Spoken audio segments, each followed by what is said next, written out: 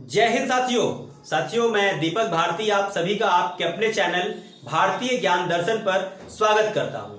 आज 21 जून है। जैसा कि आपने सुबह योग दिवस पर वीडियो को देखा, सराहा, अपना स्नेह दिया, लेकिन दूसरी जानकारी आज ये है कि 21 जून भौगोलिक एक घटना होती है जिसके बारे में बहुत कम विद्यार्थी जानते हैं, जो हमारी परीक्षा की दृष्टि से अति महत्वपूर्ण एक पॉइंट है। आज हम जानेंगे 21 जून की भौगोलिक घटना क्या है और एग्जाम में किस प्रकार ये हमसे पूछी जाती है और कितने प्रकार के प्रश्नों को ये जन्म देती है। तो चलिए चलते हैं 21 जून। अगर हम बात करते हैं तो आज यानी कि 21 जून की बात करें, 21 जून की बात करी जाए अगर, तो आज सबसे बड़ा दिन है। आज, जी हां, सबसे बड़ा दिन, ये सबसे बड़ा दिन उत्तरी गोलार्ध में है। आज सबसे बड़ा दिन है उत्तरी गोलार्ध में। आज आपको लगा भी होगा कि दिन बहुत बड़ा है। शाम हो चुकी है, परंतु सुबह से शाम तक एक बार जरा अपने दिनचर्या पर जो है विचार विमर्श करिए। आपको लग रहा था कि आज दिन काफी बड़ा है। वास्तविकता ये है कि आज दिन 13 घंटे का है और रात्रि 11 घंटे की होगी, यानी कि आपकी नींद जल्दी खुल जाएगी, रात्रि 11 घंटे की होगी। कैसे, इस चीज को हम समझते हैं चित्र के माध्यम से। चलिए देखते हैं और इसका पूरा अध्ययन करते हैं। जो हमारे नए छात्र हैं, बिल्कुल ध्यान से सुने इस चीज को और बिल्कुल टेंशन बिल्कुल ना लें कि कैसे चीजें कर सकते हैं। देखिए, ये मैंने एक वृत्त बनाया है, यानी कि गोले को बनाया है। इसको फिर से एक बार कर लेते हैं अच्छे से, ताकि आपको समझाने में हमें ज्यादा आसानी रहे। ठीक है, ये देखिए ज्यादा अच्छा बन गया ये। ठीक है, हाँ। तो अब हम बात करते हैं हमारी पृथ्वी। जैसे कि हमारी पृथ्वी जिस आकार में है उसी आकार की हम बात कर लें, तो हमारी पृथ्वी पर अगर हम बात करें तो यहाँ पे एक भूमध्य रेखा है। भूमध्य रेखा है एक, हमारे यहाँ पर कहते हैं ये मकर रेखा है, और एक हमारी कर्क रेखा है। ठीक है, यहाँ पे कर्क रेखा, ये ध्यान रखिएगा। ठीक है, पृथ्वी थोड़ी झुकी हुई है, इसलिए ये हमने ऐसे इसको बनाया है ताकि ये थोड़ा सा आपको दिखे कि हाँ भाई झुका हुआ भाग दिखे आपको। इसको थोड़ा डार्क कर लेते हैं ताकि आपको समझने में आसानी रहे, वरना मैं समझा आपको नहीं पाऊंगा। चलिए देखते हैं।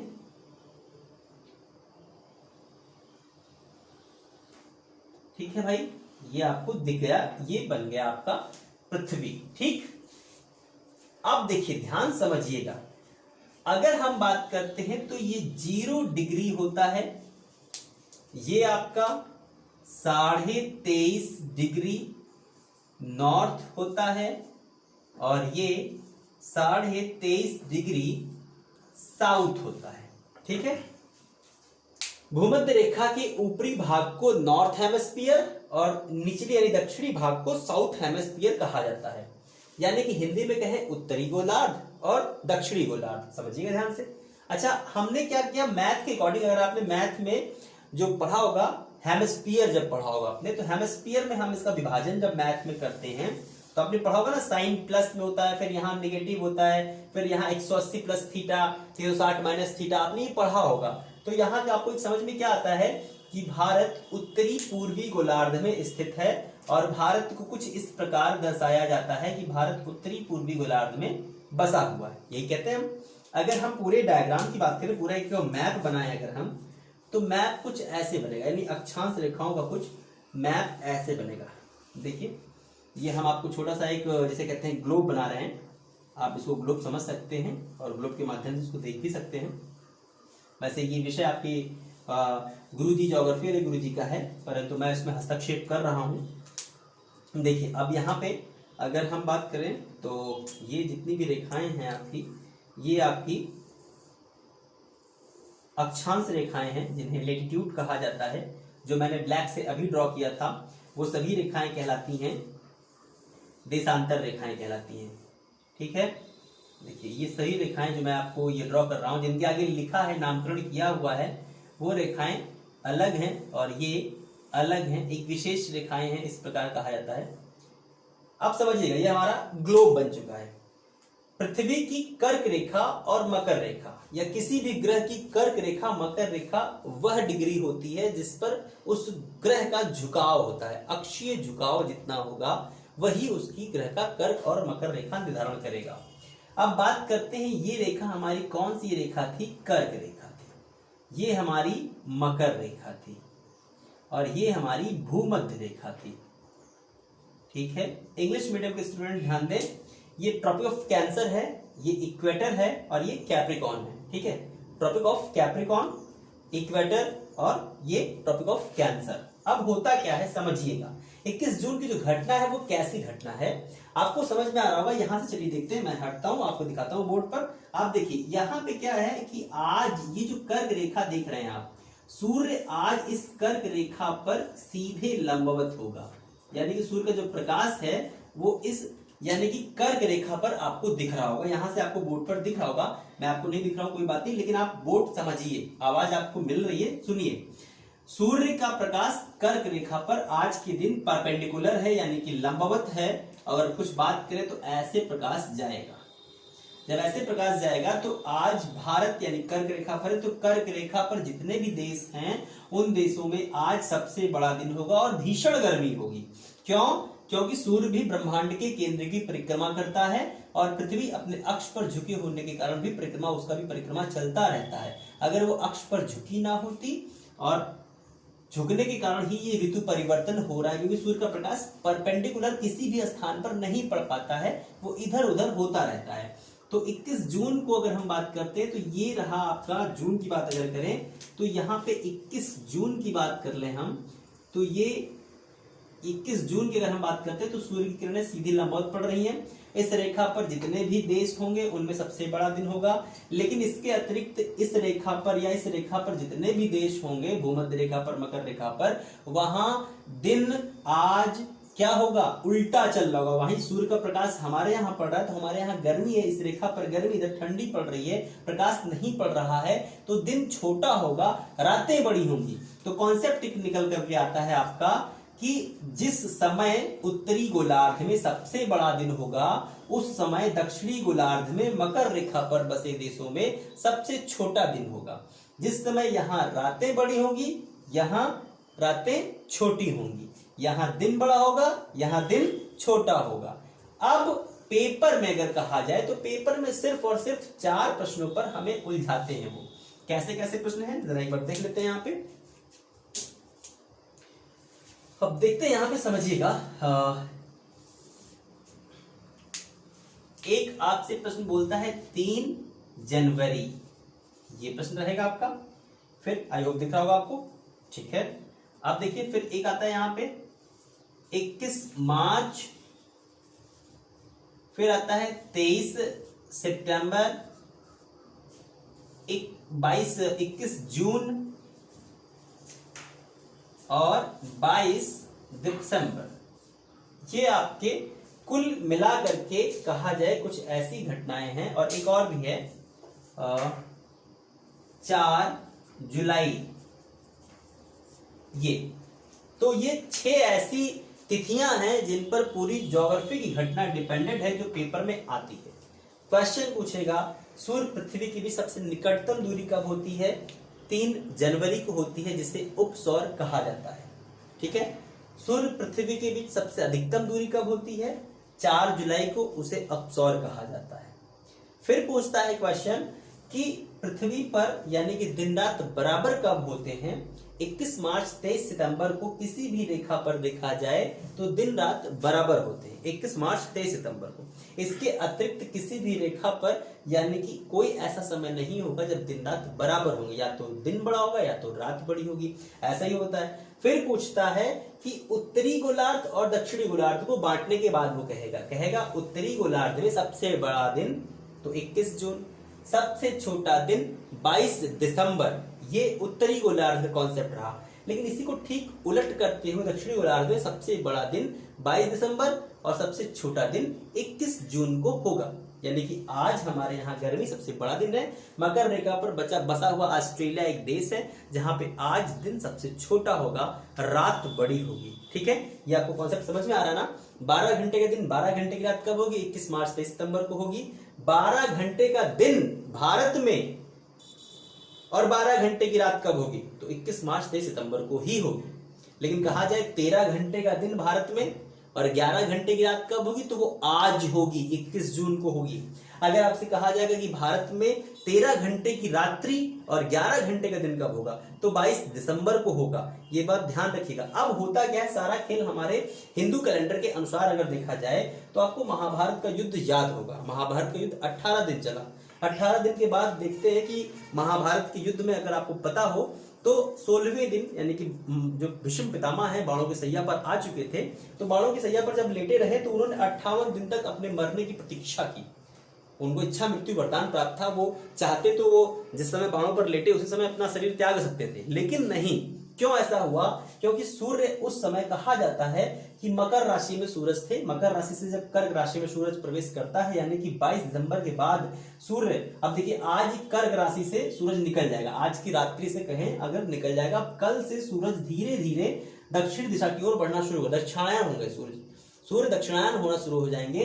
यानी कि अब यहां से ये स्थान छोड़ेंगे, लेकिन भूमध्य रेखा पर पहुंचेंगे कब? ये भूमध्य रेखा पर सितंबर में पहुंचेंगे और सितंबर के बाद से दक्षिणायन हो जाएंगे, यानी कि दक्षिण की ओर चलना शुरू हो जाएगा। लेकिन अभी ये प्रक्रिया इनकी होगी शुरू होने की, यानी कल सुबह से सूर्य की प्रक्रिया वापस धीरे धीरे नीचे की ओर होने लगेगी। हिंदू कथा के अनुसार कहते हैं कि मकर राशि में जब सूर्य प्रवेश कर जाता है तो उस समय मृत्यु को प्राप्त होना यानी कि नरक के द्वार के समान होता है। इसीलिए जो भीष्म पितामह थे उन्होंने यानी कि सूर्य के उत्तरायण होने की प्रतीक्षा की, और जब सूर्य उत्तरायण मकर राशि से निकल के कर्क राशि की ओर प्रवेश करना शुरू करते हैं, आपको मालूम है मकर संक्रांति 14 जनवरी को मकर संक्रांति मनाया जाता है। 14-15 दोनों पड़ती हैं तिथियां, यानी कि भद्रा कभी लग जाता है कभी कुछ लग जाता है। तो 14-15 की तिथियों को देख करके कहा जाए तो सूर्य के उत्तरायण होने की सही तिथि है 14 जनवरी, यानी कि जिसे हम खिचड़ी के रूप में मकर संक्रांति के रूप में मनाते हैं। बातें हमारी इतनी हो चुकी हैं कि अगर आपसे कहा जाएगा, प्रश्न आप नहीं कंफ्यूज होना आपको है कि सबसे छोटा दिन भारत में 22 दिसंबर, सबसे बड़ा दिन 21 जून।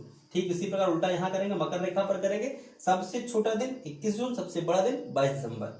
रात्रि उल्टी हो जाएगी, रात्रि में सबसे बड़ी रात कब होगी? यहाँ पे सबसे बड़ी रात 21 जून यानी आज होगी मकर रेखा पर, यानी कि ऑस्ट्रेलिया में। सबसे छोटी रात कब होगी? 22 दिसंबर को होगी। दिन रात बराबर कब होंगे? 21 मार्च 23 सितंबर को दिन रात बराबर हो जाएंगे। ठीक है। और अब जो आपका आता है 3 जनवरी और 4 जुलाई, उपसौर और अपसौर की घटना, यानी कि 3 जनवरी को सूर्य पृथ्वी के बीच निकटतम दूरी होती है। यह दूरी आपकी होती है लगभग सूर्य पृथ्वी के बीच निकटतम दूरी की अगर हम बात करें तो 14.7 करोड़ किलोमीटर होती है, और अधिकतम दूरी 3 जनवरी की दूरी है। ठीक है, 3 जनवरी की है। और अगर हम 4 जुलाई की बात करें तो ये 15 करोड़ 5 करोड़ किलोमीटर की होती है। ठीक है। इस कॉन्सेप्ट को एक मूवी है, आपको फितूर याद होगा। फितूर एक फिल्म है, उस फिल्म में एक दृश्य को दिखाया गया है जिसमें मैथ की अध्यापिका से प्रश्न किया जाता है, और प्रश्न ये होता है कि तुलसीदास द्वारा लिखित रामचरितमानस, और जब उसमें हनुमान चालीसा का जिक्र होता है तो उसमें ब्रह्मांड के एक रहस्य का उल्लेख किया गया, ये प्रश्न किया जाता है और ऑप्शन नहीं दिए जाते हैं। तो मैडम वहां पे जिक्र करती हैं, और ये जिक्र समझने वाली बात है हमारी आपकी, कि उन्होंने कहा जो लाइन है, युग सहस्त्र जोजन पर जानू, तिहू लिहू मधुन पर जानू, है ना। युग सहस्त्र जोजन पर जानू, तो युग सहस्त्र की बात करें तो एक युग बराबर उन्होंने कहा 12,000 वर्ष। उन्होंने कहा एक युग में 12,000 वर्ष होते हैं। ठीक है। युग सहस्त्र, अब युग सहस्त्र की बात करते हैं तो एक सहस्त्र की बात करें अगर तो एक सहस्त्र अगर बात करते हैं, सहस्त्र एक सहस्त्र में आते हैं कितने? एक सहस्त्र में अगर कहा जाए 1,000 साल आते हैं, 1,000 साल एक सहस्त्र में। ठीक है। योजन मतलब होता है मील, एक मील, यानी योजन, एक योजन में 8 मील होती है। एक योजन में 8 मील कहते हैं। भैया योजन हमको दिखाई दे रहा है, गिद्ध महाशय यानी कि जटायु जी की बात करते हैं, तो जब रामायण में होता है कहते हैं हमको जरा देख के बताइए कितने योजन दिख रहा है आपको, यहां से क्या दक्षिण दिशा की ओर योजन दिख रहा है? तो योजन मतलब कहा गया मील को कहा गया, एक योजन में 8 मील। अब सभी को मल्टीप्लाई जब करते हैं तो निकल के लगभग जो भी आता है, फिर एक मील में कितने किलोमीटर होते हैं? तो एक मील में 1.6 किलोमीटर होता है। तो किलोमीटर में बदलने के लिए 1.6 से मल्टीप्लाई जब करेंगे आप तो 15 करोड़ किलोमीटर चलाता है। 15 करोड़ 6 कुछ करके आएगा, यानी कि लगभग मानाता है 15.5 लगभग, लेकिन ये निकल जाएगा 15 करोड़ 6 के आसपास निकल के आंकड़े आते हैं। तो तुलसीदास जी ने अगर कहा जाए इस व्याख्या को, जो ये व्याख्या है, ये व्याख्या हमको मिली 18वीं सदी में, यानी कि सूर्य पृथ्वी के बीच की जो दूरी है ये 18वीं सदी में है। अगर आप देखें कोपरनिकस हैं, गैलीलियो हैं, टॉलमी हैं, तमाम लोगों ने इसके बारे में जब उल्लेख किया, लेकिन जरा एक बार देखिए ध्यान से कि ये बात हमारे देश के खगोल शास्त्री नहीं, एक छोटे यानी कि जिसे कह सकते थोड़े मुड़े ज्ञाता तुलसीदास महाशय यानी कि प्रकार पंडित महोदय जी ने कब कर दिया, 1582 में ही इसका उल्लेख कर दिया। इसे कहा जाता है 16वीं सदी। 1582 में रामचरितमानस यानी कि रामायण का जो अवधि अनुवाद है वो अकबर के शासनकाल में प्रकाशित किया गया था। तो आप समझ सकते हैं कि हमारे देश की विज्ञान कितनी ज्यादा आगे है। योग दिवस यानी पूरी दुनिया को योग सिखा रहा है हमारा देश, लेकिन दुर्भाग्य का कारण यह है कि आज हमारे देश में योग को समझने वाले लोग कम हैं। अमेरिका, जापान, चीन ऐसे देश में है योग कंपलसरी है। योग यानी कि हर ऑफिस में पहले बुलाकर योग किया जाता है। फिटनेस, पहले बचपन में हम लोगों ने पीटी की परीक्षा पास की है, यानी कि स्कूल में पीटी एक सब्जेक्ट हुआ करता था। पीटी में नंबर आते थे, आपको याद होगा पीटी हम लोग जब करते थे 1 2 3 4, ये वाली पीटी याद होगी, ये याद होगी 1 2 3 4, सब पीटी आपको याद होगी, लेकिन ये सब विषय अब हमसे छूट गए हैं, यानी कि योग हमसे अलग हो चुका है। उसी को फिर से जागरूक किया जा रहा है। दुनिया हमसे सीख करके आगे निकल रही है और हमारे देश की धरोहर जो है, जो चीजें हैं, अमानत हैं, उनका हम उपयोग नहीं कर रहे हैं। यानी कहावत वही है ना कि घर की मुर्गी दाल बराबर, यानी घर की चीजें किसी को भाती नहीं है, वो रेस्टोरेंट की चीजें ही लोगों को अच्छी लगती है। तो आज ये भौगोलिक घटना है, आपको पता नहीं चला होगा, दिन भर आप भागदौड़ में, यह एहसास नहीं होगा कि आज दिन बड़ा भी लग रहा है, आज रात्रि छोटी हो। ओके, तो आज के लिए इतना रखता हूँ साथियों, अगले सेशन में फिर आपसे मुलाकात होगी। तब तक के लिए नमस्कार, जय हिंद।